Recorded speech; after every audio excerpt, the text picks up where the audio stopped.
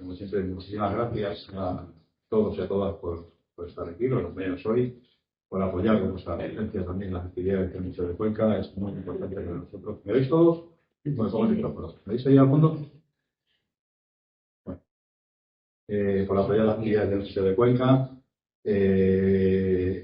Hoy vamos a dar paso a la segunda conferencia de este ciclo de la organización de la provincia de Cuenca. Un ciclo que, como todos los anteriores, llevamos ya más de 2 años haciendo ciclos, pues trata de acercar las colecciones, la historia, pero también la investigación en la provincia de Cuenca al público en general, ¿no? Todo aquel y aquella que quieran estar hoy con nosotros y interesarse. Es fundamental y yo sé que me repito en todas las conferencias, pero creo que estos ciclos son impensables de hacer sin la colaboración de muchos agentes que tenemos desde la universidad, la Universidad de Pelayo que nos apoya y nos subvenciona para poder hacer estos ciclos, las instituciones, ¿no? Algunas que representa el propio museo, pero bueno, pues alguna también la gente de la Diputación, la Delegación de Cultura, la Viceconsejería. Bueno, gracias a todos y a todas. Podemos estar hoy aquí y la verdad que bueno, es fundamental. Gracias fundamentalmente a los investigadores, investigadoras que están aquí y que de verdad nos da mucha alegría poder contar con ellos y ellas, porque ellos son los que construyen el discurso. Lo he dicho muchas veces, ¿no? No hay ningún museo, ninguna exposición que sea objetiva y que sea inocente, sino que, bueno, todo es parte de un discurso. Nosotros no podríamos construir el discurso de la historia de la provincia de Cuenca sin su trabajo y para nosotros es un verdadero placer que sean ellos directamente quienes estén aquí hoy exponiendo sus trabajos.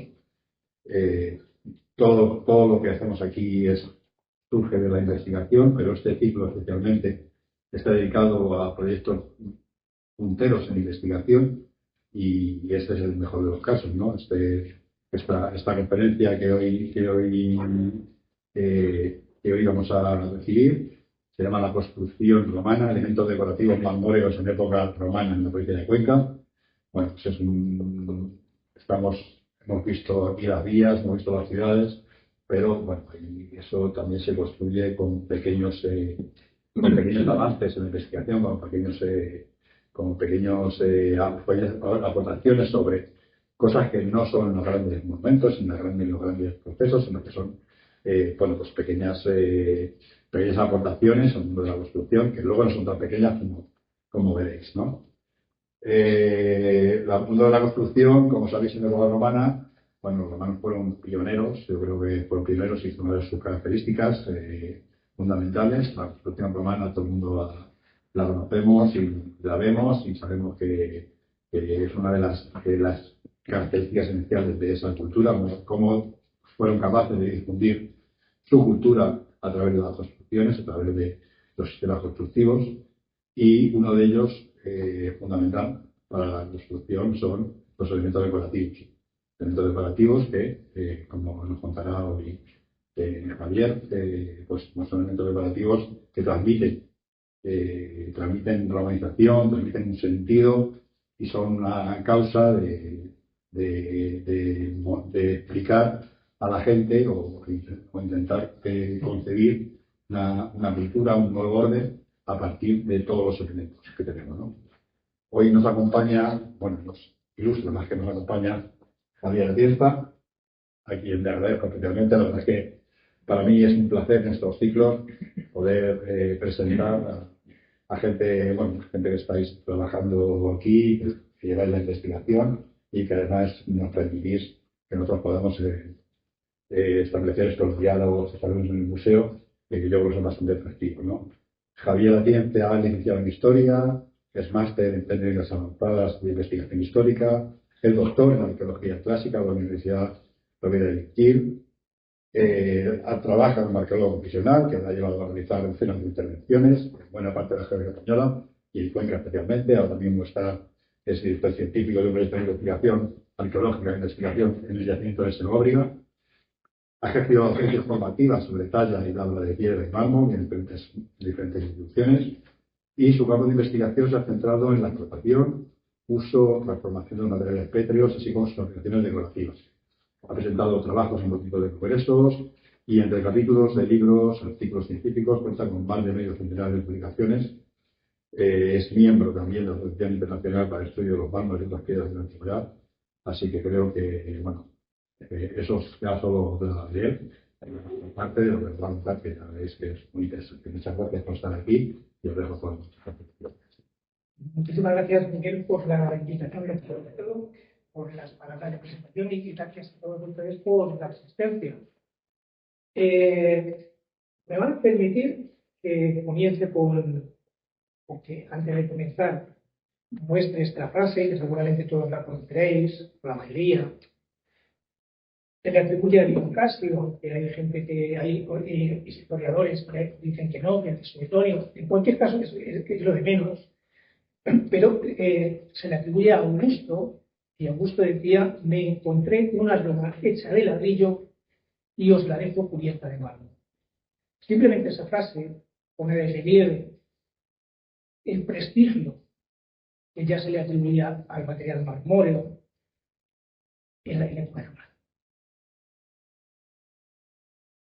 La conferencia la he dividido en 3 partes. En la primera de ellas voy a tratar de responder, poner en contexto cosas muy sencillas. ¿Qué se entiende por mármol en época romana? ¿Lo entendemos igual que lo entendemos hoy? Veremos. ¿Cómo se aportaban las canteras donde se extraía el mármol? ¿Cómo se transportaba el material una vez que era extraído? De todas las variedades mármoles que se explotaron, había predilectas, unas eran más preciadas que otras. ¿Y en qué lugares se extraían esos mármoles que eran más preciados y que los eran? Después entraremos ya principalmente en ejemplos de ese tipo de mármoles en las ciudades romanas de la provincia de Cuenca. Veremos algunos ejemplos en Segovia. Veremos también algunos inéditos, además, en Cádiz. Y veremos los de Valeria, que son espectaculares y que han supuesto un avance en el conocimiento de culturas materiales en la provincia y a nivel nacional e internacional en los últimos años. Y por último, también mostraré algunos, aunque no pertenecen exactamente a ciudades, pero sí algunos enclaves que también últimamente y de manera inédita nos han mostrado ejemplos del uso de mármoles en época romana en villas o en sitios privados, edificaciones privadas. Y por último, el último apartado, no por ser el último, es el menos importante, para mí es muy importante y muy interesante además, y espero que para todos ustedes también lo sea, es tratar el mármol como un documento arqueológico.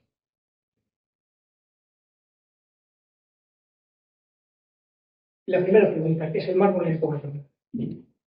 ¿Qué se entiende por mármol en época romana? El consenso científico de los investigadores nos dice, da esta definición. Es todo material lapideo capaz de ser labrado y de recibir un acabado pulido y brillante, y que es principalmente usado por fines decorativos. Esa es la definición. Si desmenuzamos esa definición, vamos a llegar a cuestiones más concretas, y es que todo material lapideo incluye materiales muy variados, muy heterogéneos, ya que además de los mármoles propiamente dicho, como los entendemos hoy, también tenemos que incluir calizas, alabastros, granitos y areniscas. Por lo tanto, es un término mucho más amplio de lo que hoy entendemos propiamente como mármoles. Si seguimos pensando en la definición, capaz de ser labrado, capaz de ser plantado, capaz de ser moldeado. No todas las piedras pueden ser labradas. Si el mármol tiene que permitir esa labra, nos quitamos del medio todas las las calizas brecciosas, las rocas brecciosas, las pulingas, los conglomerados, y también muchas rocas esquistosas como las pizarras algunas, que no permiten la. Seguimos con la definición: acabado. El barro debe permitir un acabado pulido y brillante.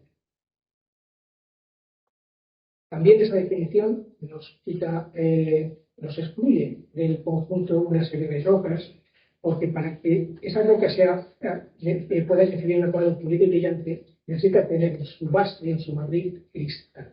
Tiene que ser cristalino. Por lo tanto, yesos o muchas calizas como el carbonato cálcico no se pueden considerar mármoles. Los ejemplos que tenéis aquí abajo, las especulares que todo el mundo lo conoce, eso, pero no puede ser considerado un mármol del conjunto de monogramas. Lo mismo con muchas calizas locales. No pueden recibir un acabado brillante, por tanto, no se consideran mármol. ¿Cómo se programaban las canteras? Todas las canteras de mármol que conocemos en el Imperio Romano se explotaban hacia el oeste.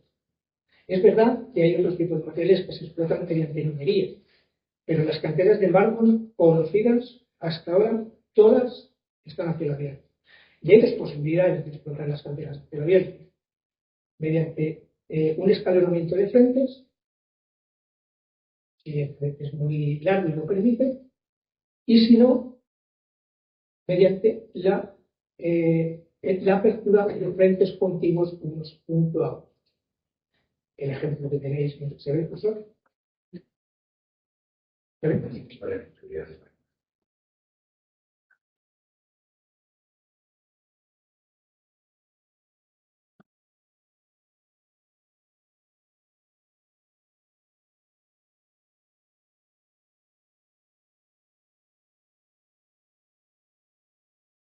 Este margen de aquí es una cantera de Tarragona, de la célula El Bedol, y es una explotación escalonada.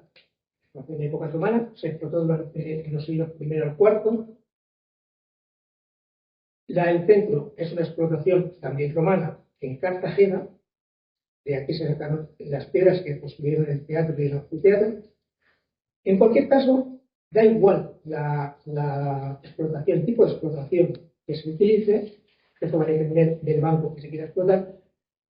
El resultado final, cuando se agota el banco rocoso, es la imagen que tenemos aquí: una pared vertical cubierta completamente desde el inicio hasta el final de marcas de extracción, las marcas de las herramientas utilizadas en la extracción de los bloques o de los elementos, no solamente bloques. En cantera, en las canteras, los bloques extraídos eran trabajados hasta esbozar la forma definitiva que iban a tener. Y esto es así porque posteriormente debían ser transportados. Si yo a un bloque no va a ser un paralelepípedo, va a ser único, va a ser una columna, va a ser otro tipo de elementos, le quito la piedra que me sobra ya en cantera, le estoy quitando mucho peso. Y por lo tanto estoy reduciendo costes de ese material de transporte de ese material. Por lo tanto, en las canteras, es verdad que la mayoría de los elementos que se extraían eran bloques paralelepípedos, bloques cúbicos, pero no solo. En las imágenes tenéis varias canteras, estas dos, es una cantera de Éfeso y otra cantera esta es de Tarragona también, donde se abandonaron bloques a medio extraer, pero son bloques paralelepípedos, son bloques cúbicos. También se extraían columnas, y las columnas se trabajaban en cantera prácticamente hasta su esbozo final.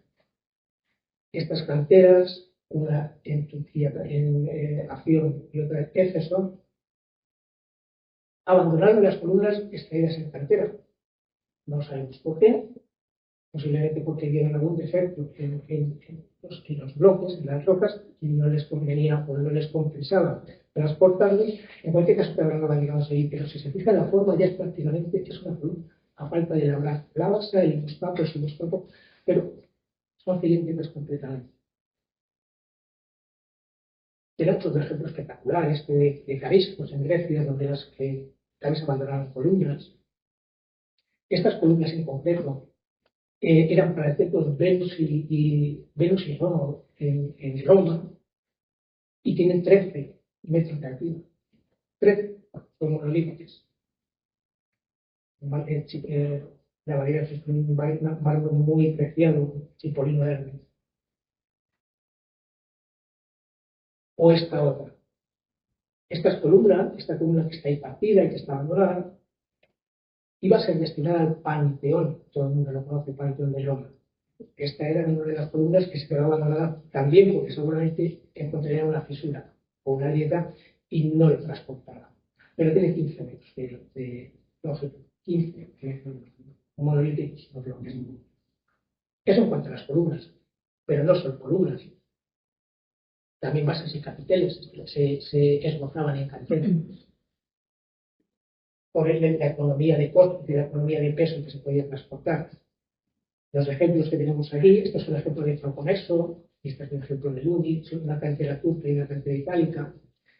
En la imagen que estoy marcando, pueden ver, aparte de fustes de columna, tambores de columna, aquí tenemos una baja y aquí tenemos un papel esbozado. Luego se trabajaría aquí de obra, pero yo le he quitado mucho de piedra y le he quitado un. Aquí tenemos un ejemplo, en la siguiente imagen tenemos un ejemplo de un capitel esbozado también en cantera. Esto es una cantera de Luni, en Carrara. También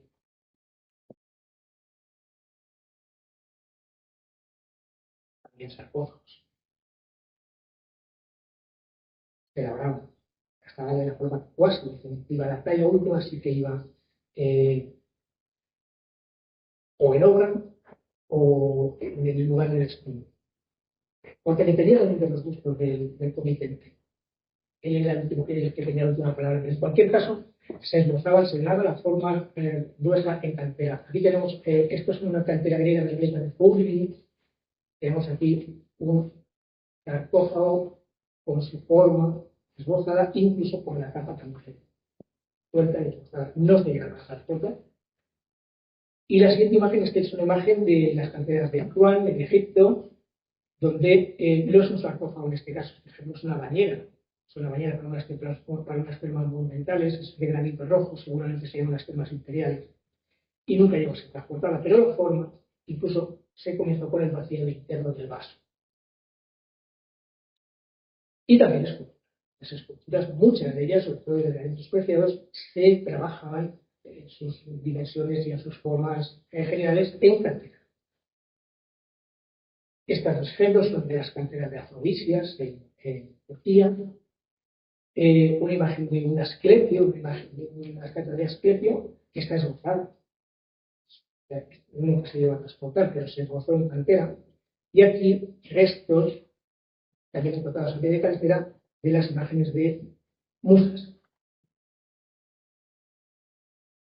Por lo tanto, sabemos que en las canteras no solamente se extraían los bloques, sino que también se trabajaba. Hay una función de trabajo de desbasto y de modulación en esos bloques. Una vez extraído, ¿cómo se transportaba? Depende de la distancia que tenga. Si el lugar de destino está cerca a las canteras de origen, generalmente se utilizaban, había vías, tenemos muchos ejemplos de canteras con vías directas al lugar de destino. Sí. Al lugar de destino, y el tramo era relativamente cercano, se utilizaban las vías terrestres. Y había el lugar de destino era la importación, o eran lugares muy lejanos en el espacio. Hemos estado hablando de canteras de Turquía, canteras de Grecia, canteras de Egipto.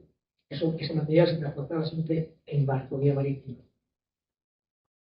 Una representación aquí en la imagen, esta una representación de cómo se transportaba un capitel. Uno de los capiteles que hemos visto en una foto anterior, de las canteras de Luni, cómo se interpreta que debía ser transportado hasta su lugar de colocación. Y otra imagen donde se muestra la estiba, la carga que debía llevar un barco cargado de columnas junto con otros materiales, pero cargado de columnas destinadas a la construcción de la época romana. Este esquema, el esquema de Barco, está basado en varios tercios, en varios naufragios localizados en la costa de Sicilia. Por lo tanto, se sabe que deberían ir estudiados más o menos así. ¿Cuáles son las variedades mármoles más preciadas? Pues tenemos una secuencia, que es el edicto de Betis, el edicto de Diocleciano, en el cual se identifican 18 variedades mármoles, cada una se identifica con el precio de venta que tenía ese material. Aquí tenemos la lista completa, no sé si lo bien. No. Esta es la lista completa de las 18 variedades. Es verdad que muchos y las tenemos identificados hoy en día. Si se habla, por ejemplo, de pórfido de rojo, sabemos cuál es, dónde se extraía, cómo se comercializaba. Sin embargo, también hay otros nombrados en el edicto de Diocleciano que no sabemos cuáles son. Posiblemente los hemos encontrado en las excavaciones, pero no somos capaces de identificar lo que hemos encontrado con lo que pone en la edicto de Diocleciano. No tenemos esa guerra. Pero la mayoría sí. Y tenemos sus precios, que es importante a la hora de clasificar si un material es caro o preciado o es un material, digamos, un poco más accesible al público en general, que es importante también. ¿Y de dónde se extraía? De las canteras. ¿Y cuántas canteras había? Un montón. Un montón. Este es un mapa, este es el último mapa que yo tengo publicado sobre todas las canteras conocidas e identificadas en el Imperio Romano. Todas. Seguramente falten muchas que no se han descubierto todavía, pero son todas las que están identificadas. Todas. Cada puntito negro que hay en el mapa es una cantera donde se extrajo material que luego se ha encontrado en las excavaciones arqueológicas. Está confirmado por excavación arqueológica. Y este mapa ya de por sí nos da nos dice que las extracciones fundamentales se concentran en varios núcleos distintos. Tenemos un núcleo egipcio, mármoles muy preciados, como veremos. Tenemos un núcleo minor asiático, mármoles también preciados. Un núcleo griego, un núcleo importante y desconocido en el norte de África, y un núcleo itálico de un mármol como es el de Carrara o el de Luni, que todo el mundo habla de él, incluso en la actualidad se sigue explotando y tiene cierta relevancia. Como vemos, la península ibérica aparece con muchas canteras, pero no entra dentro de los grandes distritos mamíferos del Imperio Romano. Eso no quiere decir que no tuviese mármoles importantes y que llevaron a ser objeto de exportación a Roma incluso. De estos núcleos tenemos, vamos a explicar un poquito antes, del núcleo egipcio, del distrito mamífero egipcio, el pórfido, el rojo, el granito rojo, granito del foro, del núcleo griego, greco escrito, del menor asiático, greco escrito, marrón acepto, blanco de diferentes categorías. Del núcleo griego también, estos son los mármoles, están marcados los mármoles más importados a todo el imperio. Rosso antico, Tenarium, Cipolino, Tastos, Serpentino, Luni, Carrara y Yalo Antico y Asens. Los veremos todos estos y más con ejemplos más visuales y más atractivos a la vista. ¿Había mármoles en las ciudades romanas de la provincia de Cuenca? Pues evidentemente sí, como en todas las ciudades, no solamente las capitales provinciales o la capital de Roma, que hacía mármoles de importación. En Segóriga hemos identificado todas estas variedades que tenéis aquí. Yo las he dividido en mármoles blancos, una cuestión de facilidad para mí a la hora de distinguir los mármoles blancos y mármoles polícromos. Y todas estas variedades son las que se han identificado hasta ahora en las excavaciones de Segovia. No son muchos. Unos por un porcentaje mayor que otros, pero están todas presentadas. Y en el mapa, canteras de origen de cada una de esas variedades. Aquí ya sí aparecen puntos en la península ibérica, veremos que son mármoles locales que se utilizaron profundamente también en sustitución de aquellos mármoles preciados que las ciudades pequeñas no eran capaces de conseguir porque eran demasiado caros, pero los sustituían por otros locales que tenían la misma apariencia, una apariencia similar. Aquí tenemos varios ejemplos de mármoles blancos, un capitel de Mesena, varios fragmentos coincidentes entre sí de un capitel de Mesena hallado en la Basílica del Foro. Otro ejemplo de un capitel de Mesena, mármol, esto es mármol lunense, mármol de Luni, mármol itálico en las cercanías de Roma. Dos ejemplos de capiteles, también lesenas, mármol lunense también, del mismo edificio, el edificio de la Basílica. Lesenas que en unos casos aparecen como canales lisos y en otros casos como contracanal. También del área forense hay varios ejemplos de mármoles locales. Estos serían, por ejemplo, mármol saiparitano, extraído en la costa levantina, en lo que es Sátiro. Y este material profusamente empleado en las ciudades romanas de Cuenca, principalmente en Segovia y en Valeria, se utilizó de muy diversas formas. Placas de revestimiento parietal lisas, listeles finos para enmarque, piezas de sectile para formar composiciones más complejas o molduras, tanto de transición como de coronación, para los programas decorativos parietales. Hay cientos de elementos fabricados en este material. Otro ejemplo de mármol, este es un mármol preciado, se encontró en las últimas campañas de excavación del Foro de Segovia. Es un pie gallonado, elaborado en un mármol que se llama Iasense de Chato, amarillo, se extrae en el norte de África, muy preciado dentro de los mármoles que conocemos del Edicto de Diocleciano. No sabemos si es solo de Santo en la parte inferior, no sabemos si pertenece a un pie de glabro, un pie de candelabro o algún otro, o un pie de mensa. No lo sabemos. En cualquier caso, desde luego, espectaculares y paralelos en otros yacimientos los tienen. Y siempre, digamos, en contextos públicos y de cierta relevancia dentro de la ciudad, dentro de la ciudad. También tenemos ejemplos de mármoles igual tan apreciados como el que hemos visto anteriormente. Esto es un pavimento o la preparación de un pavimento en uno de los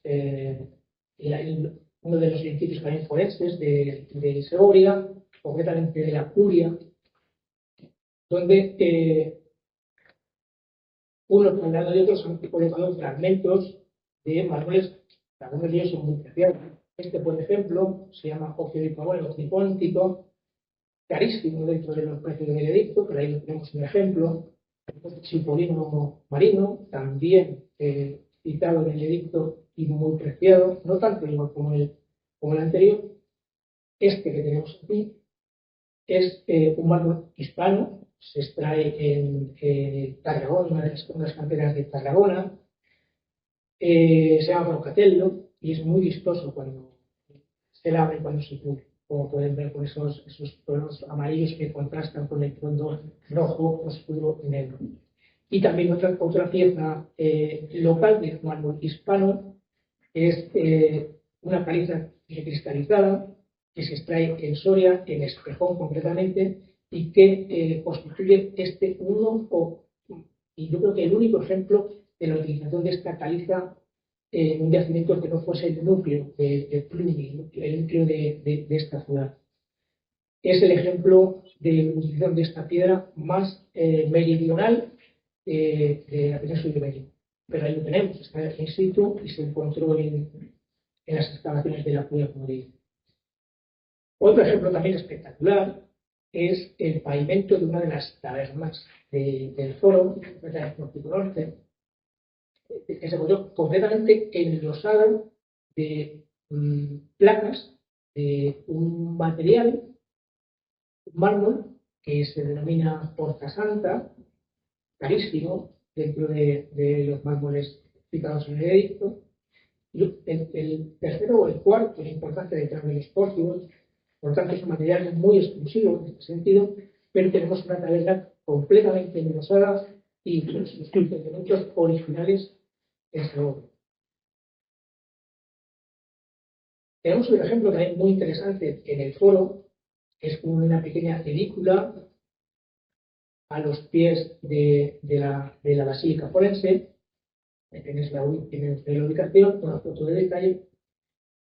Hoy está cubierto, igual que hoy en día no se pueden ver. Estos, tanto en los que hemos visto antes, están tapados por prevención de deterioro, pero están.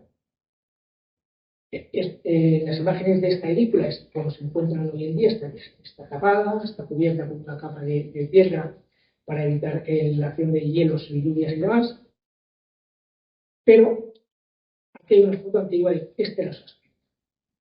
Tenemos aquí se conserva el pavimento original, parte del pavimento original de ese templo, ese templete, conformado por placas de 50 por 50 centímetros de mármol saitalitanum, enmarcadas por listeles más finos de 5 centímetros de anchura de un mármol itálico, se denomina bardillo, extraído de las canteras también de Luni, y todo eso a su vez enmarcado en una cenefa perimetral de mármol saitalitano local. Esto es lo que se conserva y aquí ya se ha recreado más o menos el aspecto que tendría ese pavimento en época de uso. En ese edificio hace 2000 años verían perfectamente una imagen muy similar a esta aquí. Estos son los mármoles conocidos de Segovia. Revisando los fondos de mármoles que se están depositados en el museo y revisando excavaciones antiguas, estas excavaciones de los años finales de los 70, principios de los 80, descubrimos que había algún mármol más que no estaba identificado dentro del catálogo de las piezas de Segovia, como son esta pequeña cornisita encontrada en el teatro, durante las excavaciones del teatro. Son cornisas de coronación, son cornisas pequeñas, son cornisas que no son elementos portantes, son simplemente decorativos, no soportan cargas. Esta, en este caso, está elaborada en un mármol menor-asiático de Éfeso, concretamente se denomina greco escrito. Aquí tiene la imagen de la pieza en sí, tal cual se localiza en el museo, y el estudio de esta pieza se ha publicado próximamente, junto con esta otra, que también se localiza en los fondos antiguos del museo. Pertenece al mismo tipo de elemento, aunque con otra molduración. En este caso es un mármol itálico, es un mármol bardillo, extraído de las canteras de Luni, y pertenece a un elemento decorativo de revestimiento tropical. No soporta cargas, pero nos amplía la gama de variedades de los mármoles y de las piedras de construcciones decorativas que se usaron en el yacimiento de Segovia. Del Cádica quizás es de la que menos sabemos. Falta igual de publicaciones, dificultad de acceder a los fondos antiguos. En cualquier caso, tuvimos también la aventura, no hace muchos meses, de bucear, y puedes literalmente bucear en los fondos de los mármoles de Cádica y encontrar una pequeña colección de 80 elementos. Ya relativamente de unos mármoles que se habían encontrado también en excavaciones del 82, si no recuerdo mal, pertenecientes todos a un mismo contexto habitativo, a una de las dos de Cádiz. Los mármoles identificados en ese conjunto son inéditos, están publicados, publicarán próximamente. se encontraron tanto mármoles blancos como mármoles polícromos, varias variedades de mármoles blancos y todas estas variedades de mármoles polícromos, en un mismo contexto habitativo, es decir, en una misma casa y posiblemente, eso no lo vamos a saber, posiblemente en una misma estancia. Y los ejemplos son como este, una placa de parietal parcial, fragmentada en 9 piezas, pero que se ha podido reconstruir, por las piezas que teníamos, se ha podido reconstruir qué forma más o menos tenía, una forma que tiende a ser triangular, o por lo menos como una forma trapezoidal tirando al triángulo. En este caso son mármoles. Este mármol es un mármol itálico también de las canteras de Luni. Otras piezas de mármoles blancos, en este caso perteneciente a las canteras de Acción en Grecia. Mármol blanco muy brillante, con un grano muy fino, muy fácil de elaborar y muy fácil de pulir. Y extremadamente extraño en la arquitectura decorativa del interior peninsular. Pero aquí tenemos 3 ejemplos contrastados de este tipo de materiales. También de mármol blanco tenemos estos pequeños listeles. Es un mármol minorasiático de lo que hoy sería Turquía, hoy es Turquía, en el norte de Turquía, con un grano muy grueso, muy cristalino, que da como resultado un acabado absolutamente brillante y casi translúcido. Le apoyamos a este tipo de materiales un foco luminoso, una linterna, vemos que el foco lumínico penetra muchísimo en el interior de la roca. Es un mármol con una capacidad refractaria espectacular.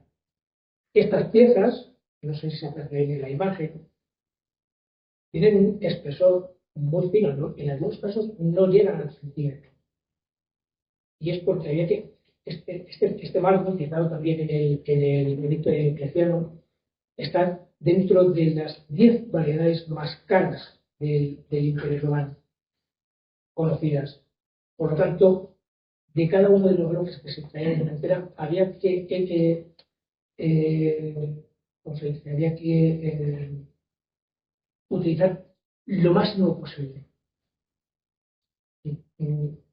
Tenía que hacer láminas muy finas, hacía láminas muy finas y sacaba más placas, por lo tanto podía revestir más superficie.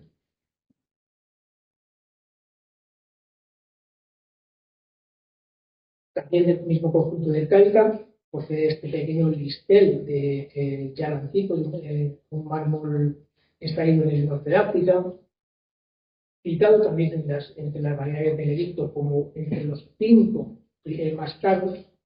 Es el único ejemplo de llano antiguo que yo conozco en la provincia de Cuenca, no sé un poco más, pero ahí está.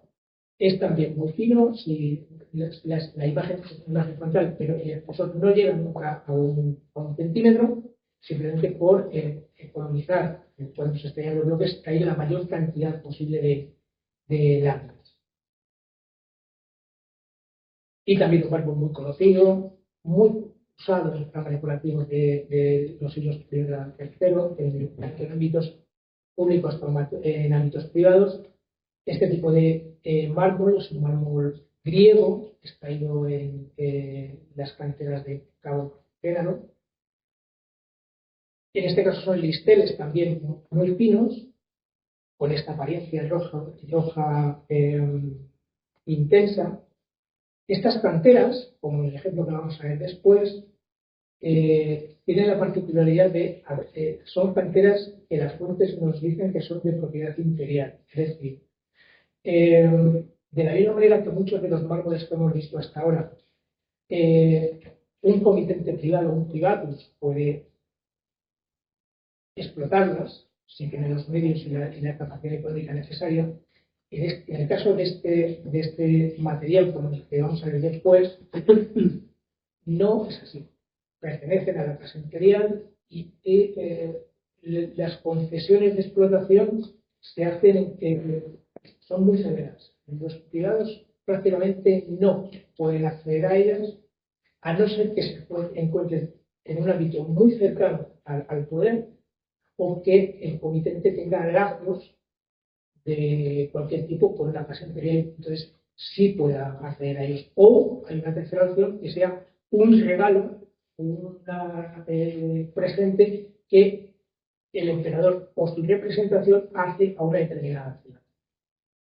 Pero no es un mármol que se pueda hacer de manera pública. Yo puedo, yo voy y lo exploto. No, en este tipo de casos no.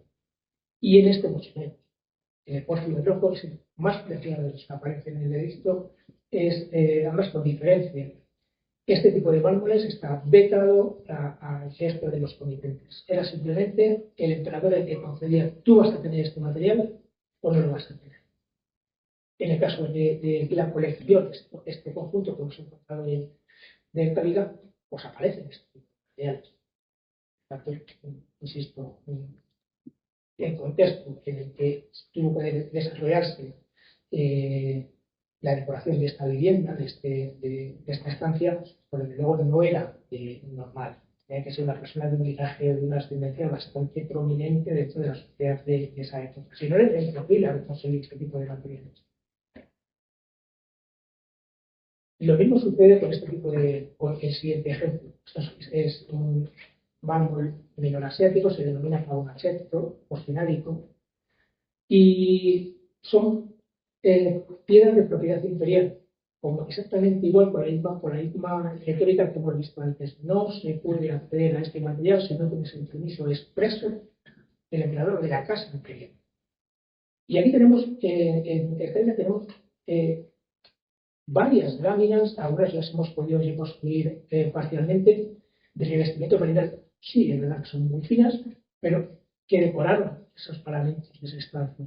Tenemos varios ejemplos de mármoles imperiales decorando la misma estancia, con lo cual nombrar, insisto, nos redunda en la posición social que tuvo que alcanzar el dominio de esa vivienda. Estos son las brechas de estilos, láminas de revestimiento marital lisas, un mármol griego. Esto es otra pieza se denomina Porta Santa, griego también, con la particularidad de que esta pieza, solamente poseemos esta pieza digamos, de la plaquita entera, pero lo suficiente como para reconocer que además del pulimento llevaba incisas una serie de líneas paralelas que debían de formar algún tipo de diseño, de decoración que contrastaba con el fondo liso. Es una particularidad, no es normal tampoco encontrar este tipo de piezas, pero aquí tenemos piezas, digamos, que son excepcionales. Y otro ejemplo de una califa de espejo, de la que hemos hablado antes, es un mármol hispano, un mármol explotado en la zona de Soria, en el entorno de Clunia, y bueno, constituye también un ejemplo de el uso esporádico de piezas hispanas para sustituir otro tipo de mármoles preciados que no eran accesibles o que no se podían hacer o que eran difícil su acceso en el mercado, por lo tanto se sustituían con mármoles que tenían más o menos la misma apariencia, que daban la misma funcionalidad que los mármoles básicos. Y pasamos a Valeria, que como he dicho antes, Valeria, el tema de los mármoles ha sido, yo creo que en los últimos 5 años, 6 años, 7 años, se ha convertido de no ser conocido, prácticamente no se habla en los círculos científicos de Valeria, no ya solamente en el ámbito de la decoración marmórea o de los mármoles en sí, no se habla de Valeria, no se conocía, era una auténtica desconocida. Bueno, pues las excavaciones que se iniciaron en 2014, pero se adelantaron en 2017, del 2017 al 2021. Descubrieron unas termas monumentales, las mayores en extensión conocidas en la provincia de Cuenca, con la particularidad de que ese edificio no había sido saqueado.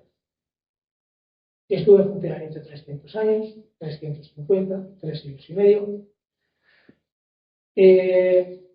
Se abandonó y por su situación a media de la era no fue saqueada. Sus materiales de construcción no fueron saqueados. Evidentemente el edificio se deterioró, llegó a colapsar y se encerró. No se tenía conocimiento de este edificio. Pero cuando lo hemos excavado, hemos encontrado todo el aparato decorativo de las estancias. Solamente hemos excavado una estancia, y hemos conseguido 7.000 piezas. Muchísimo.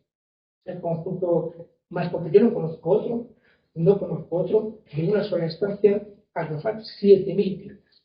No conozco. Pero pues, en Valera lo tenemos.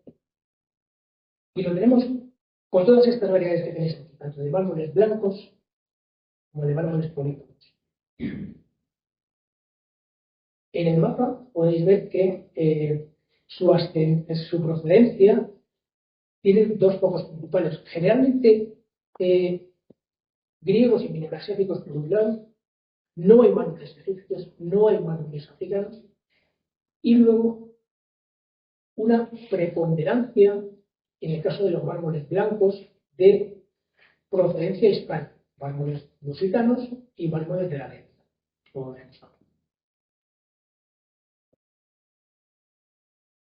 De los mármoles blancos, una gran variedad de muchas placas de revestimiento decoradas, placas de revestimiento lisas. Esta es una placa de revestimiento con una decoración perimetral modulada. Una pieza de opus sectile, con una composición que formaría parte de una composición mucho más compleja, seguramente polícroma. Fragmentos de lesena, juncillos o baquetones, que eran unas pequeñas molduritas que se ponían encintando los programas decorativos parietales, cornisas, una variedad tremenda, solamente de mármoles blancos. En este caso son mármoles procedentes de Luni Carrara, todos. También mármoles blancos, porque este es el mármol portuguesio, de mármol turco de la zona norte de Turquía, generalmente formando parte de molduritas de pequeño formato, no llegan a los 5 centímetros de altura. Son molduras de transición dentro de los programas decorativos mármoles parietales, y algún resto de placa de revestimiento lisa. Mármoles blancos también, en este caso en el final de este modo, mármol lusitano, encontramos también una gran variedad. Generalmente, mármoles, serían fragmentos de placas de revestimiento parietal lisas, sin decoración, excepto en un ejemplo en el que sí que hemos encontrado una decoración, parte de una decoración en relieve de esa placa. Pero generalmente suelen venir lisas y sin decoración. Otro mármol blanco también muy extraño hasta ahora en los ambientes termales, sobre todo de una época tan al inicio del imperio, como es el siglo I. Este mármol se denomina greco-escrito. Es un mármol extraído de las cercanías de Éfeso, en Turquía, y hemos encontrado centenares de fragmentos de este tipo de placas, tanto en forma de placas de revestimiento lisas, puntillos o maquetones de división horizontal, placas molduradas, cornisas de diferentes alturas, una variedad amplísima. Es el complejo termal que hasta ahora en Hispania conserva más restos de este tipo de mármol. Además, en el caso del greco escrito, es el punto donde se ha encontrado más al occidente del imperio, porque más allá de Valeria, lo que se emplea es el estremón, que es un mármol lusitano, que tiene más o menos, no es la misma apariencia ni la misma composición, pero muy parecido en cuanto a la disposición de las vetas. Por lo tanto, Valeria constituye hasta hoy el punto más al occidente en el que llegó este material. Insisto, viene de eso, de cruzar todo el Mediterráneo y parte de la península hasta llegar aquí. ¿Por qué llega aquí? Y un material tan caro tiene que venir más lejos si yo desde las canteras de Lusitania puedo tener el mismo efecto de una composición. Bueno, no lo sabemos. Seguramente sería el capricho de la persona que encarga esa decoración. Yo quiero tener este material, lo puedo pagar, lo puedo hacer de material y lo compro. Hoy también sucede lo mismo. Pero en cualquier caso es una gran especialidad. Y luego no sabemos todo de los mármoles. En este caso, aquí tenemos también en Valeria una muy buena colección de este mármol. Entra dentro del catálogo de mármoles blancos, aunque la apariencia no es exactamente blanca. Es un mármol y se denomina negro tigrazo, por esa apariencia angulosa, de clastos angulosos, blancos, y una matriz negra. No sabemos de dónde viene, no conocemos las canteras, no viene citado en el edicto ni en las fuentes clásicas este tipo de mármol. Sin embargo, luego se ha encontrado no solamente en Valeria cantidades muy notables, que en los edificios termales del sur de Francia y del norte de Italia también se ha encontrado este mismo tipo de material, pero no sabemos de dónde viene, no conocemos sus canteras de extracción ni nada. Evidentemente tenía que tener sus redes comerciales y su sistema de trabajo, porque aquí tenemos lesenas, listeles, una pieza de opus ethyl, es decir, que era muy variado lo que se hacía en esas canteras y el material se exportaba a diferentes sitios, pero no sabemos, no conocemos las canteras de origen. Mucho más conocidos es este tipo de materiales, este tipo de mármol griego, el rojo antiguo, pintado en el edicto de Diocleciano como uno de los mármoles preciados, ese que hemos dicho que es propiedad del emperador. Este mármol no se podía acceder a su compra ni a su uso si no tenías el permiso de la Casa Imperial, sobre todo, pero aquí tenemos en seguridad tenemos metros, y en Valeria tenemos metros y metros lineales de cornisas de este tipo, pequeñitas, de 3 centímetros, 3 centímetros y medio, pero 17 metros. Y las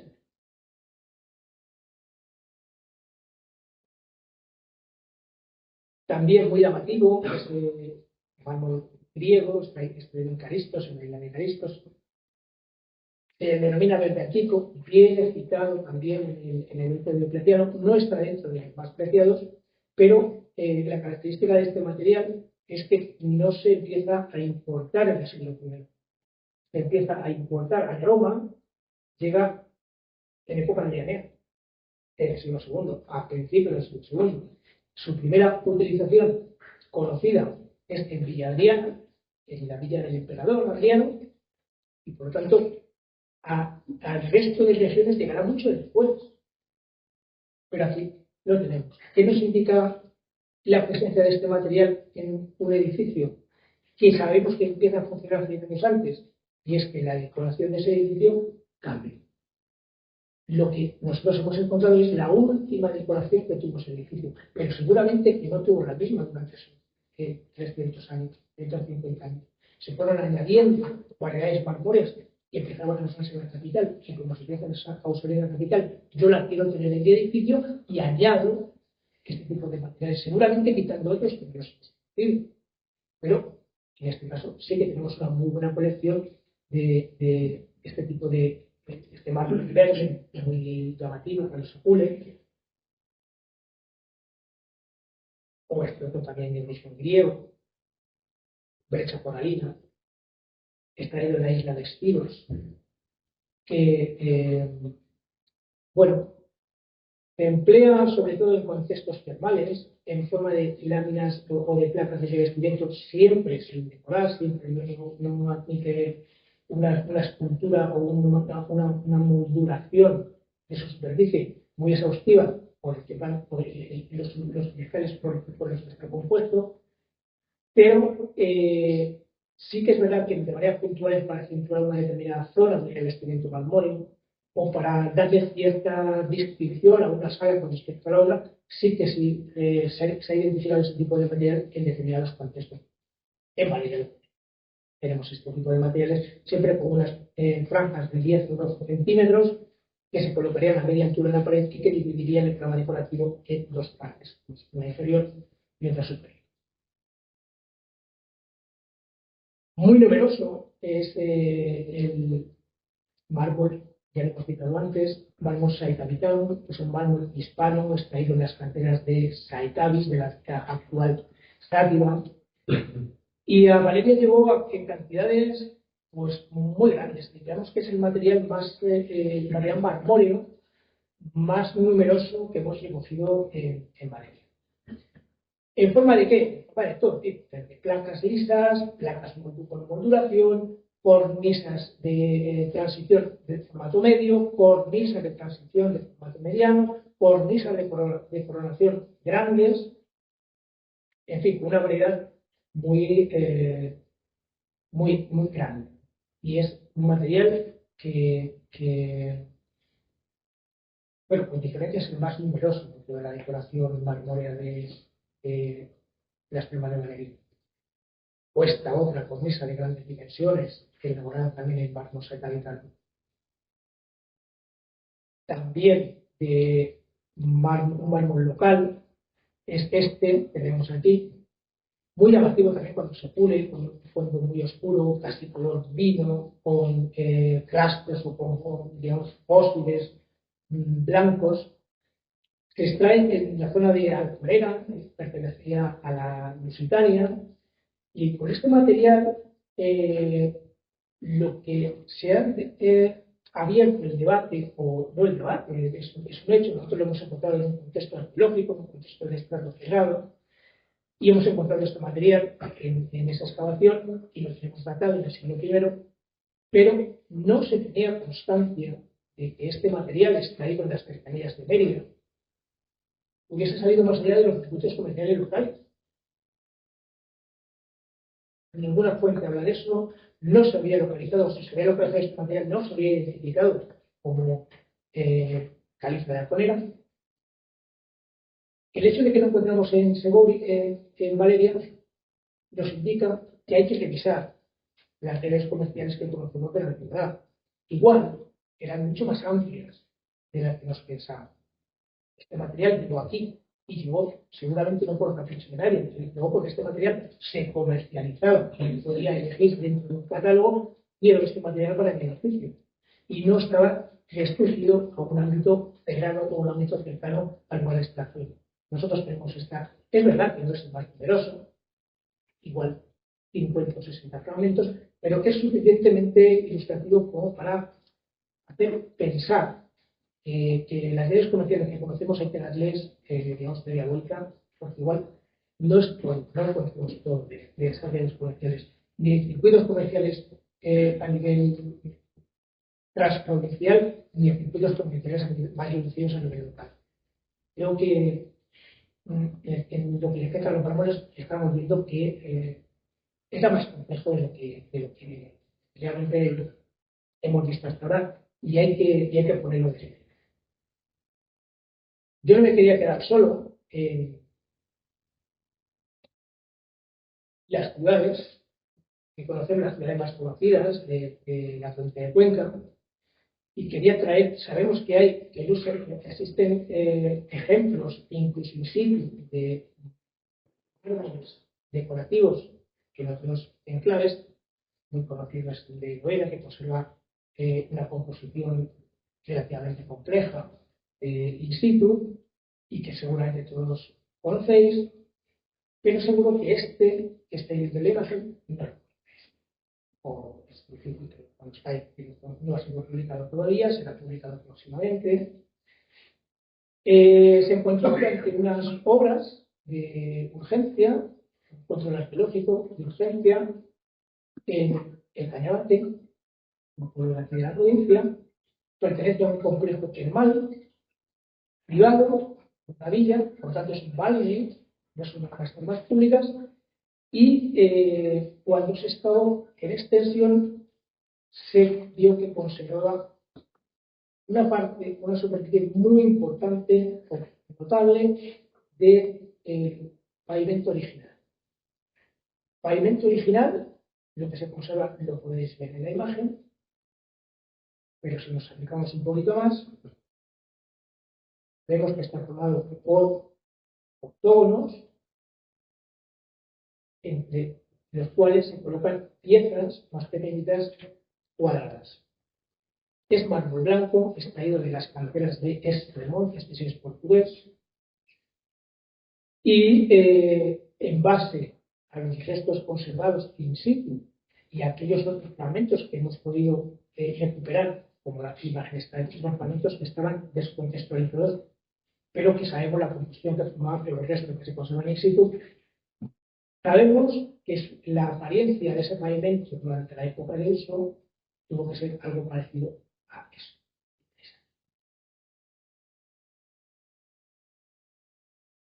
Además, en esa misma villa del Callabate, no solamente recogieron restos de mármol, de pavimentos o aquellos que se encontraban en sitio, sino que además se encontraron diferentes tipos de placas de revestimiento, en este caso una pared de cristalizada o de decoración, que revestía la parte inferior de la pared.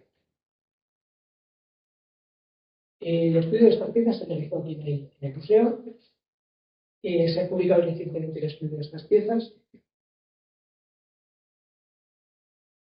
Son 5 piezas en concreto. La primera más grande, siempre con decoración vegetal.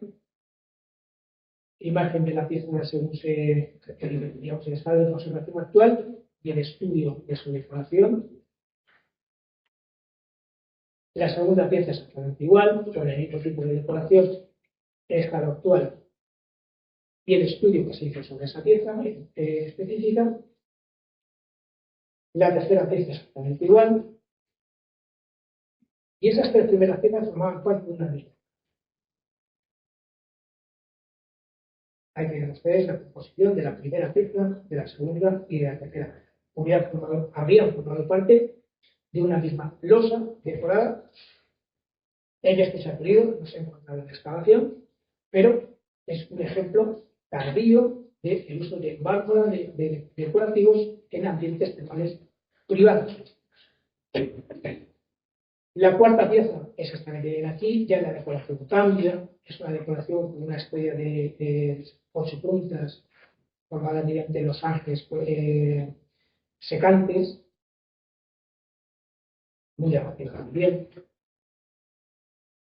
Y la última pieza, formando parte también de la decoración de revestimiento parietal de esas termas, es esta otra, que tiene decoración tanto en una de las caras laterales como en la cara frontal.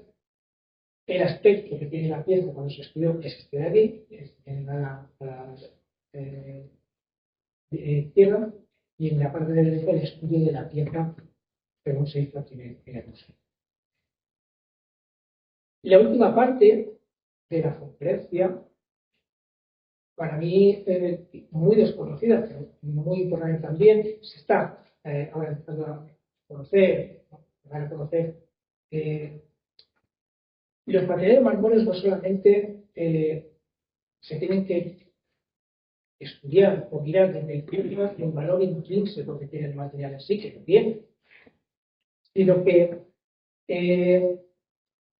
hay muchos ejemplos, hay muchos fragmentos, ahora trataré de ilustrarlo, que nos aportan otro tipo de información técnica de esos materiales, cómo se trabajaron, cómo se pusieron en obra, y muchos de ellos contienen marcas de herramienta, marcas de corte, marcas de anclaje y fijación al soporte de 40 grados, marcas de diseño, cuando las piezas son decoradas, las marcas del diseño de esta decoración y otras marcas que no dejan de ser importantes.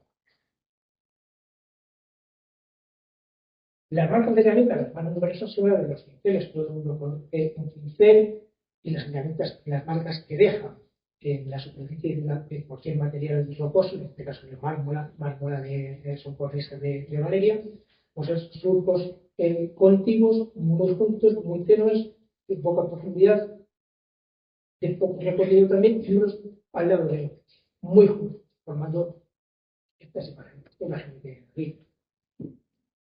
Este tipo de marcas tan numerosas, pues tampoco había sido estudiado, no se habían tenido en cuenta, se obviaba, no, esto se sabe, pero no se sabe tanto. Ahí tenemos ejemplos de diferentes tipos de piezas por marcas de cincel y los diferentes tipos de cinceles utilizados ya en época romana. Los cinceles lisos, la media plana, cincel curvo, la granadina o cincel dentado o la uñeta para la realización de cavados. Estas herramientas se sabe por las legislaciones que estaban siendo utilizadas en la labra de materiales pétreos ya en época romana. Lo mismo con las herramientas de puntero. De puntero, todo el mundo sabía que es un puntero de allá, pero hay que identificarlo en materiales de hace 2000 años. Pues sí, se identifica el uso de punteros. Ahí tenemos en la imagen una pieza de mármol blanco, lurense, de Valeria, con todas y cada una de las marcas identificadas en la superficie, alineadas y que nos indican que el puntero, en este caso, no solamente se utilizó para desbastar la pieza, sino para indicar el lugar y el trazo por el que debía romper esa pieza, un poco para darle la forma. La piel del puntero fue utilizado para darle rugosidad a una superficie que yo necesitaba que tuviese agarre o que necesitase rugosidad para adherirse al soporte. En este caso, tenemos un fragmento de una lesena moldurada de Valeria con la parte frontal absolutamente pulida y especular y la parte trasera trabajada concienzudamente, está regularizada concienzudamente a puntero que fue formando surcos en la mano. Con las marcas de corte. ¿Es que los mármoles hace 2000 años existían sellas para sellar mármoles? Sí, se sellaban. Y se sellaban en las piedras, los mármoles más blandos, que había, se sellaban con sierras exactamente igual que se utilizan en madera. E incluso en algunos casos, lamas lisas en las cuales se utilizaba un abrasivo cuarcítico o de sílice para, mediante presión, abrir el surco y profundizar en el fondo. Y hemos encontrado las huellas de esas herramientas. En este caso es una cornisa, en la parte trasera de una cornisa de mármol general, un mármol griego, en las cuales podemos ver perfectamente cuántas pasadas hizo la sierra para cortar ese mármol. Y si sabemos eso, podemos saber también qué presión tuvo que tener la sierra para conseguir que a cada pasada bajase 1 milímetro. Todo eso lo sabemos con esta imagen. Pero no solamente en este tipo de materiales. Lo tenemos prácticamente en todos. En todos los materiales en mármoles hemos encontrado huellas de sello. Igual, muchas de las canteras que conocemos estarían en los bloques, pero también se cerraban, había serrerías a pie de las canteras. Es una hipótesis, porque muchos de los bloques vienen ya cerrados de cantera, no se cierran a pie de obra, vienen ya cerrados de cantera. O marcas de fijaciones de soporte, como los agujeros de trépano, el uso de talados en época romana, sí, se utilizaban los talados en época romana, y profusamente y de diferentes calibres y en diferentes posiciones, sí, se utilizaban. En este caso, todos estos ejemplos son elementos, estos ejemplos que estoy marcando son cornisas en la parte superior de cornisas de gran formato del revestimiento parietal, marmóreas, todas de luni, y todas tienen su orificio de trépano para encajar los elementos metálicos que formaban parte del sistema de anclaje. Y los elementos más pequeños, como estas cornisas de transición que no superan los 100 centímetros de altura, también llevaban su sistema de anclaje. Y las huellas de ese sistema de anclaje lo hemos encontrado en los elementos marmóreos recuperados. Todos estos ejemplos son valerienses. Y las marcas de diseño. También hemos encontrado marcas de diseño. Marcas de diseño en todas las variedades marmóreas. Estos son ejemplos, todos los que voy a poner son ejemplos valerienses. Y las marcas de diseño van desde una simplicidad total, simples líneas aisladas, rectilíneas, que cruzan la superficie.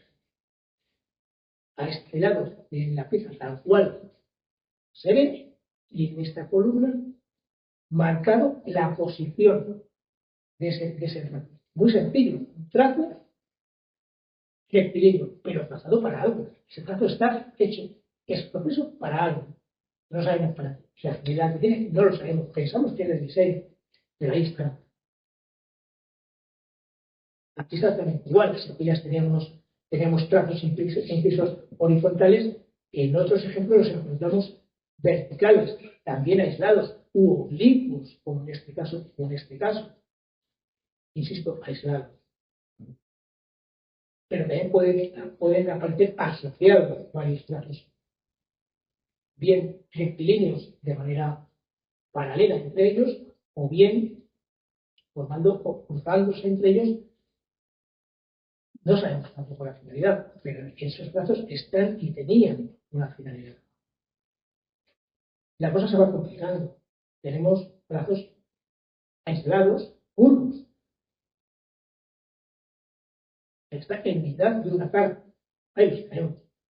En el caso de la pieza inferior, podemos hipotetizar que el trazo se hizo para guiar al marmorario que iba logrando la piedra para darle esa forma curva a la pieza. Bueno, podría ser, pero lo que no se había tenido en cuenta, no se tiene en cuenta a la hora de estudiar los materiales mármoles, es que estos trazos existen y están para algo. Mucho más claro es el caso de las piezas, en este caso es una lesera de este mármol desconocido, negro brechado o negro tigrato, donde observamos parte de la decoración aclarada de esta lesera, pero si miramos atentamente, vemos que conservan todavía restos del diseño que se hizo antes de labrarlo. Estaba todo diseñado. No sé, por ejemplo, bueno, voy a hacer esto a ver qué sale. No, estaba todo diseñado en los patrones. Y aunque seguramente fuesen materiales perecederos, maderas, telas que no han llegado hasta nosotros, el marmorario, artesano especialista en el trabajo de esta piedra hace 2000 años, ya trazó el diseño de la piedra. Era su piedra. Y nosotros estamos encontrando los restos. Mucho más en los restos del parlamento de capitel.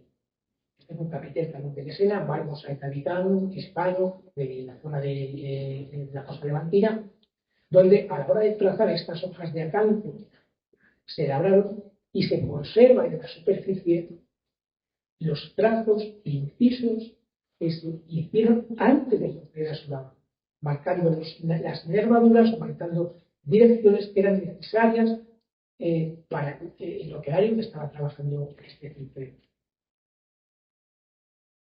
Pero no dejan de ser líneas más o menos sencillas, porque empezamos por las cosas que se complican. La cosa se complica.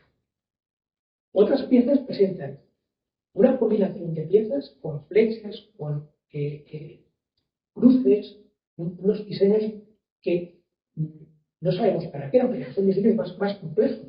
Esto tenía una intencionalidad clara que no sabemos para qué es. En este caso, era un esbozo del diseño que se estaba ejecutando, no lo sabemos. En la pieza inferior, incluso se conserva el punto de apoyo del compás del Kirkin. Era para coger unas dimensiones, pasar de una escala a otra, transportar una. No sé, posiblemente sí, pero nosotros traemos esa función. Las fuentes no nos han dicho nada de esto, no hablan de esto. Tenemos estas líneas, como ven, muy simples, pero se van complicando y no sabemos para qué. Podemos hipotetizar con lo que se hace hoy en día. Yo he trabajado la piedra de manera profesional y he hecho este tipo de trazos en mis piedras. ¿La funcionalidad es la misma? Pues no lo sé. Igual sí. O estos otros. También diseñando un diseño de qué, no sabemos, de lo que se estaba haciendo. Era una pieza que se utilizó un momento para darle una indicación a alguien y no tiene nada que ver con la ejecución de ese trabajo. No lo sabemos, pero los diseños están y las líneas están. Y no solamente líneas fijas, también tenemos líneas limitadas, que es mucho más difícil que se conserven, pero se ha conservado. Esto es un fragmento de una placa de revestimiento parietal de mármol blanco, donde además de lo que hemos hablado antes, de los orificios de trépano para anclaje, hemos tenido la suerte de que se conservase un numeral, en este caso es un 10, pintado por lo que yo. Sabemos que la costumbre de pintar los bloques con numerales y con pintura roja se hacía en Luni y en otras canteras que eran de propiedad imperial. O sea, el marcado en rojo solamente se hace en las canteras imperiales, pero además nos habla de que estos sistemas de numeración de los bloques era para la contabilidad de la producción que se hacía en un determinado frente o en una determinada cantera. Esto estaba destinado a desaparecer. Esto no se leía. Esto no era necesario que lo llegaba ahora. Pero nosotros lo hemos conservado. Se ha conservado.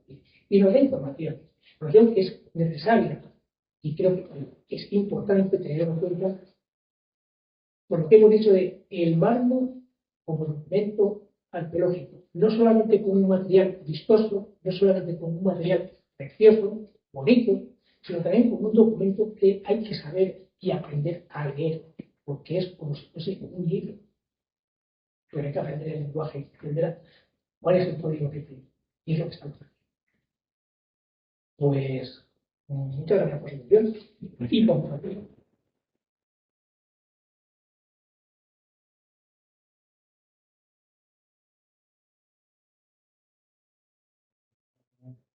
La verdad que fantástico. Y es verdad que nos ha descubierto un mundo, ¿no? Pues, conocíamos muy poco, hemos oído todos hablar del mármol, hemos oído todos hablar de la degustación, pero conocíamos muy poco y creo que ahora sabemos menos. Saúl, le tienes muchas preguntas. Oye, te quería hacer una pregunta. ¿Las marcas esas del diseño no podrían ser firmas del cantero? No firmar, ¿Perdona? no firmaban. No se solían firmar. Ten en cuenta que la categoría social de los artesanos que trabajaban la piedra no era mucha. Entonces, el que tú firmas, o sea, un siervo poniendo su firma en una no lo veo. Es verdad que hay algunas oficinas, talleres, que firman, sobre todo en escultura, firman ex officina, lo que sea, hay algunos ejemplos en Mérida y por el tema cercano, pero son encargos o bien imperiales o bien municipales, y esa firma luego iba encapada, no se veía.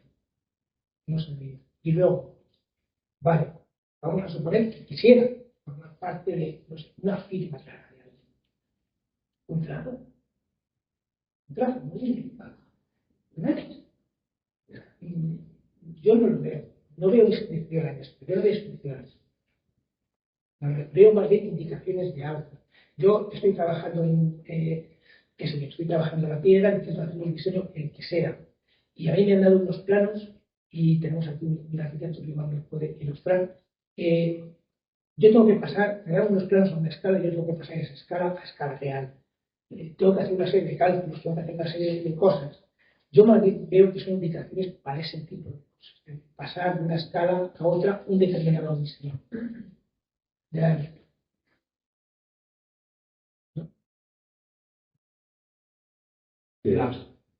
Las teselas también son consideradas mármol. Las teselas de los mosaicos. Sí. Sí. Y se utilizaban, eran de mármol. Eran mármol. Normalmente.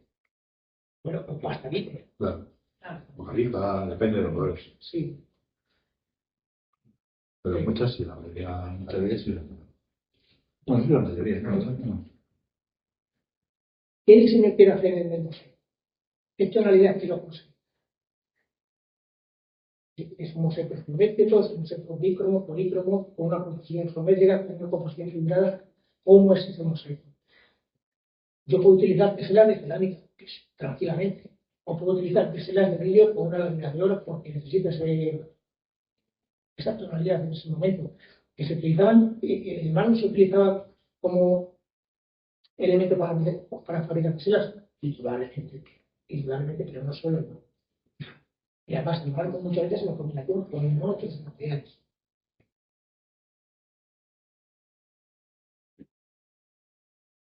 El hecho de que haya en las canteras sarcófagos prácticamente iniciados Y vaciados. sí, esto nos hace pensar que alguien lo encargaba, se hacía allí y luego se lo llevaba, Sí. o se hacía allí para ver si alguien se lo llevaba. No, es que, no, a ver, está empezando a ver que en la época romana se inventó una cosa que era la fabricación en masa. Había canteras que tenían un diseño de sarcófago, y te fabricaban ese diseño en línea. Cientos de sarcófagos tipo. ¿A falta de qué? O sea, te los gozaban y te lo vaciaban y le daban la forma. ¿A falta de qué? A falta de los detalles de una guirnalda, qué forma iba a tener la cartela donde iba la descripción del difunto o de los difuntos, pero formas en la isla de Publi, que se conservan decenas de sarcófagos, es que todos tienen la misma forma y se conservan además en origen sarcófagos terminados de mármol de Fulmi. Cambia la inscripción, cambia la forma de la decoración. Yo en mi guirnalda, en vez de que lleve margaritas, por ejemplo, quiero que lleve gladiolos.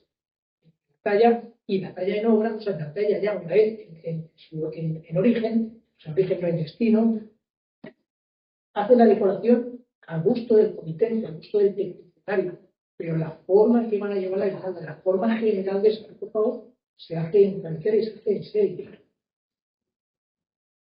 Y no solamente con ese tipo de sarcófagos, prácticamente casi todo.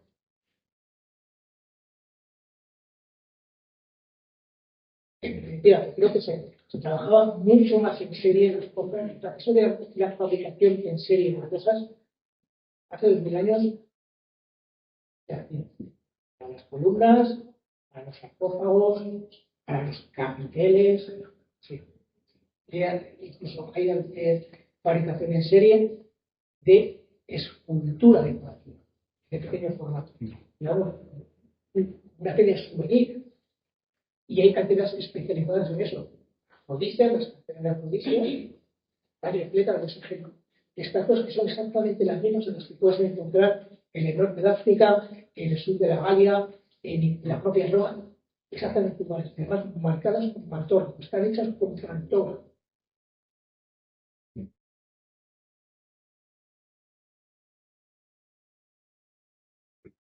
En una ocasión, haciendo turismo, vi que ponía una columna de manto rojo que era de Bonanse de la Sierra, de Cuenca. Sí. Y yo que soy de allí del lugar y me fue curioso porque no teníamos constancia. Y luego, pateando por allí, vimos que era en un sitio muy irregular y muy difícil de sacar, Pero lo sacaron. lo sacaron y lo tenían allí. Pero ¿sabes lo que pasa? Que el mármol rojo no es mármol. El de Bonanse, ¿no? Sí. Bonanse y Palomera están ahí. Sí, Ahí esa iba por la sierra. Esas canteras se explotaron para la construcción del Palacio Real y se llama jaspe. Pero es igual de pesado. Es igual de pesado, es igual de preciado, las dificultades para sus acciones son exactamente la misma que puede tener cualquier tipo de material, pero su explotación se debe a que los empresarios o los geólogos reales encontraron, decidieron que ese material que habían identificado por prospección en ese punto lo necesitaban o lo querían emplear en la decoración de su palacio, del Palacio Real. Pero hasta ese momento no hay explotación anterior de jaspe. Jaspe, no. Qué curioso. pero sí se sacaron a raíz de la explotación para la decoración del Palacio Real. Hubo una explotación residual que duró unos cuantos años más y se sacaron varias cosas. Se sacaron, por ser algunas siempre de pequeño formato, porque el banco no era mucho más, pero sí. Luego después se emplearon para otros lugares, pero sobre todo la explotación en concreto de ese gas rojo de Palomera o H. Y cruzar los barrancos. Sí, sí. No, pero pagamos con pólvora de rey, no es nuestro. Pagan los reyes.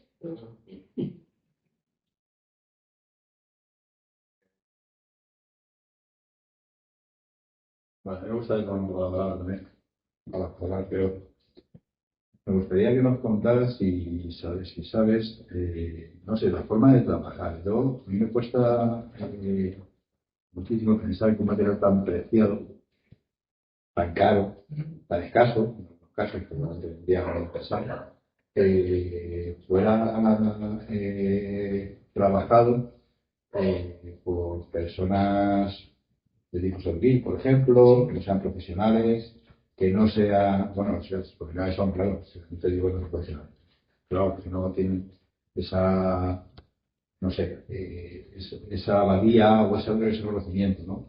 O yo qué sé, este tipo de talleres que sean talleres itinerantes. Yo creo que cuando hay tanto mármol, por ejemplo, en una zona como Valeria, que es una zona del imperio que nadie un imperio que donde estaba, por lejos, Chile, no es que al propietario, que también puede ser, se le ocurre, oye, necesito mi tipo de mármoles. No, es que a lo mejor el propio cantero, que es el que está asesorando al señor este, dice, bueno, pues aquí podemos poner este tipo de mármol, o estos días.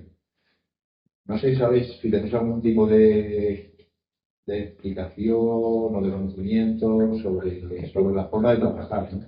Te explico varias cosas de las que has comentado. Mira, el hecho de que el artesano o digamos, el marmorario que está trabajando en el mármol sea de profesión servil, que no era, no quiere decir que no supiera su oficio. Eran profesionales de su oficio. Ahora, que era una sociedad en la que nacían, según nacías, morían. Nacías servil, siervo, eras siervo. Pero eso eras profesional y conocías perfectamente tu oficio. Eso por un lado. Por otro lado, sobre todo en las canteras imperiales, se ha atestiguado, porque se han encontrado estelas en necrópolis, de el marmorario que había trabajado en la cantera imperial de, vamos a poner por ejemplo, Orcio de Rojo, se había desplazado a Roma para trabajar precisamente en la construcción del Panteón. Había canteras cuyo material era tan precioso, tan preciado, más que precioso, preciado, y costaba tanto adquirirlo, que se desplazaban especialistas en la talla de estos materiales. Algunos morían en el lugar del destino y se han encontrado sus estelas funerarias. Aquí murió Cristo, que venía de allí y estaba haciendo aquí.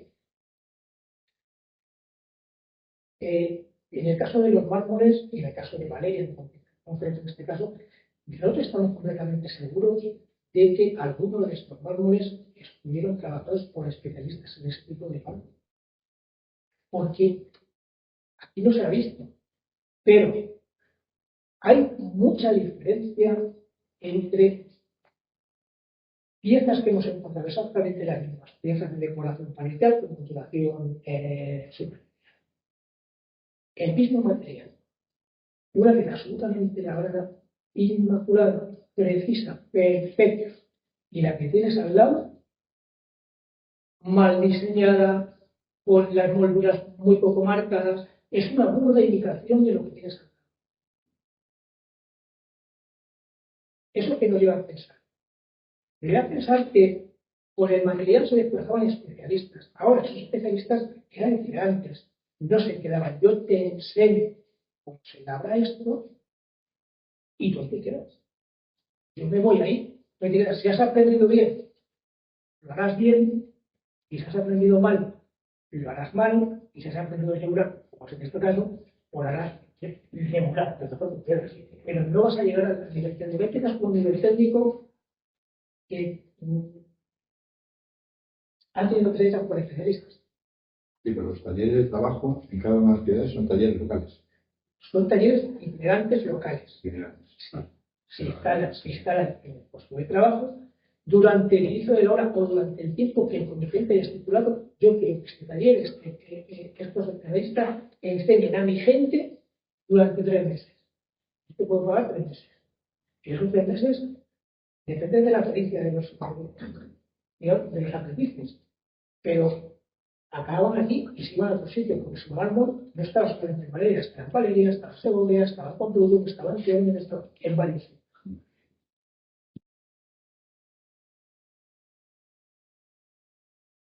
¿Alguna duda más?